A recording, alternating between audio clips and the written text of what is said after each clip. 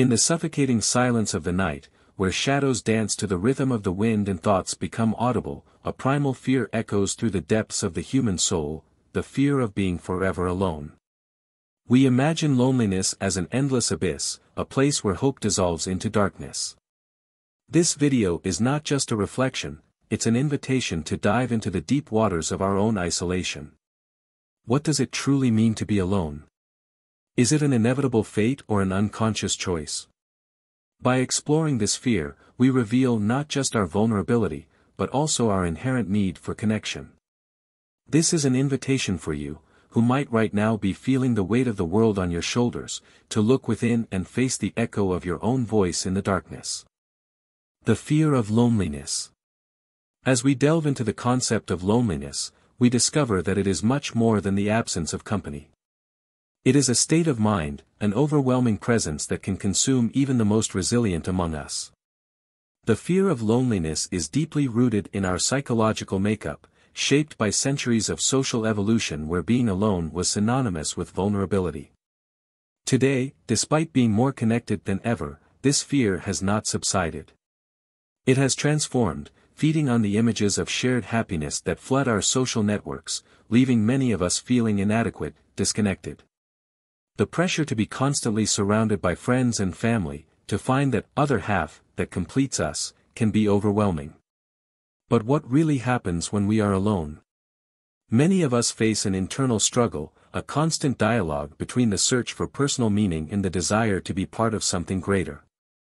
This conflict can lead us to make hasty decisions, choosing unsuitable partners, maintaining toxic friendships, all in a desperate attempt to avoid the specter of loneliness.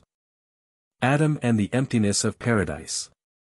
In the heart of the Garden of Eden, surrounded by unimaginable beauty in the presence of God, Adam faced a disturbing truth, the emptiness of loneliness. Even amidst the perfection of paradise, Adam felt incomplete, an echo of discontent that not even the most splendid of creations could silence. This is the first account of humanity confronting isolation, a lesson that even in the midst of abundance, the human spirit craves connection. God, recognizing Adam's profound need for companionship, created Eve. This divine action not only resolved Adam's loneliness but also reaffirmed the fundamental importance of human relationships. Adam and Eve, together, represent more than romantic union, they symbolize the intrinsic need of all human beings to share their lives, their struggles, and their victories. This story is not just an origin myth but a mirror to our own lives. It reflects our deepest fears of isolation and the universal truth that we were not created to live alone. Adam in Paradise teaches us that even in moments of greatest beauty and completeness, human touch is indispensable. Jesus in the desert, the test of solitude. After being baptized in the waters of the Jordan, Jesus withdrew to the desert, a place of extremes and isolation.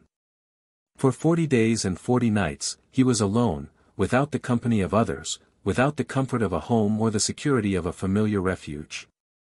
In this desert, Jesus faced not only physical hunger but also a profound loneliness that tested his strength and spiritual resilience. This period of isolation was not by chance, but an essential time for preparation and introspection. In the deafening silence of the desert, Jesus faced temptations that sought to exploit his vulnerabilities and doubts.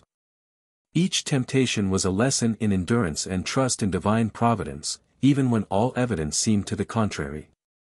Jesus' solitude in the desert reveals a crucial aspect of the spiritual journey, confronting the inner void, the struggle to maintain faith when everything around seems uncertain.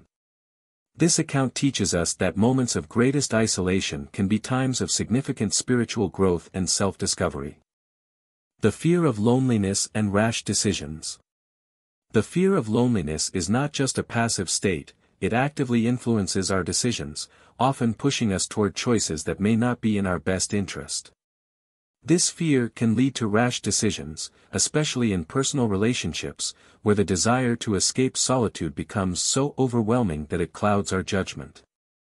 Many individuals, in their haste to fill the void, enter into relationships that are not based on mutual respect or genuine affection but are rather attempts to mitigate the pain of isolation.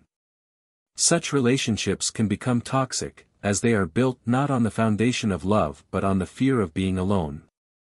These partnerships often exacerbate the loneliness they were meant to alleviate, creating a cycle of dependency and dissatisfaction. Furthermore, the fear of loneliness can make us cling to friendships and social circles that do not fulfill us, merely for the sake of being part of a group. This can lead to a feeling of being surrounded yet profoundly alone, as these connections do not provide genuine emotional support or resonate with our true selves.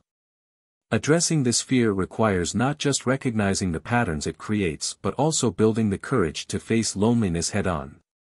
It involves understanding that being alone does not mean being unloved or unworthy but can be an opportunity for personal growth and self-reflection. By confronting and managing this fear, individuals can make more deliberate and thoughtful choices about who they choose to share their lives with, ensuring relationships are built on healthy, sustainable grounds.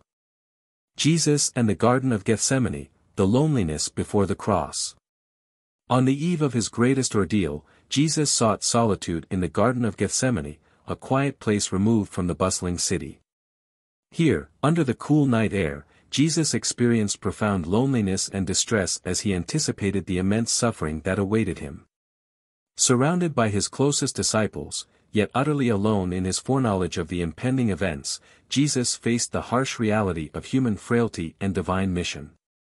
As his disciples succumbed to sleep, overwhelmed by fatigue, Jesus grappled with the weight of his imminent sacrifice. This moment in the garden illustrates the intense solitude that can accompany significant life decisions and pivotal moments. It highlights the paradox of leadership and duty, being surrounded by others yet isolated by the burden of responsibility.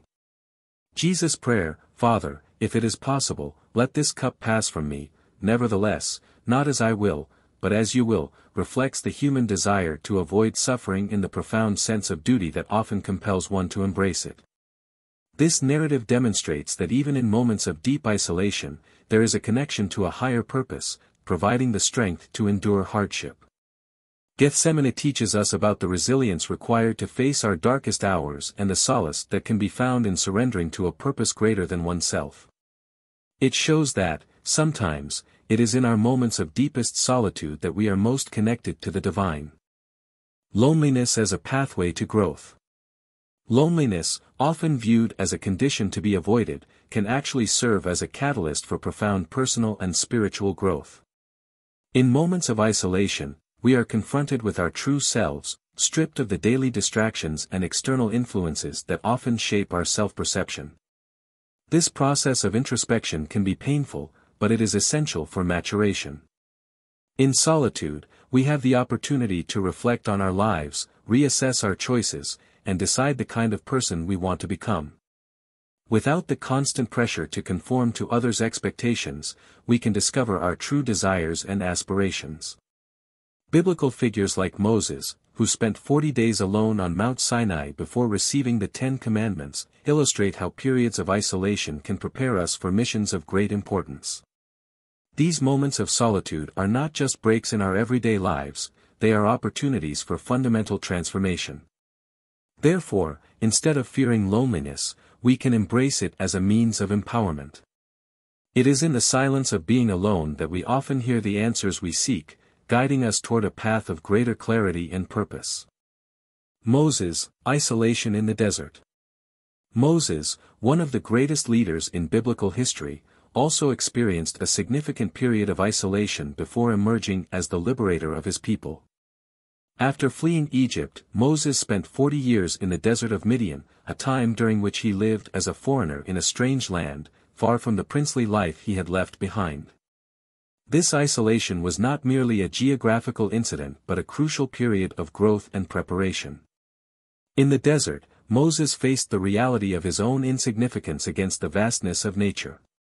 It was in this desolate and solitary environment that he encountered God in the burning bush, an encounter that would change his destiny and that of his people.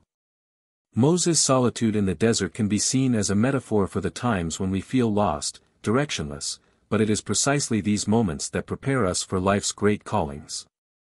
It is in the silence of isolation that we often find our true mission and gain the strength to face significant challenges.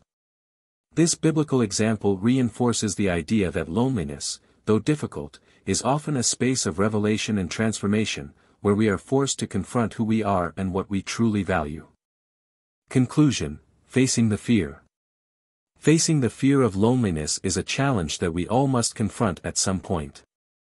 This fear, so deeply rooted in our human nature, can paralyze us or push us towards desperate choices. However, as we have seen through the biblical examples of Adam, Jesus, and Moses, there is also extraordinary strength to be found in confronting our solitude.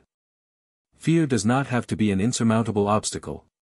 Instead, it can be a bridge to self-awareness and personal transformation.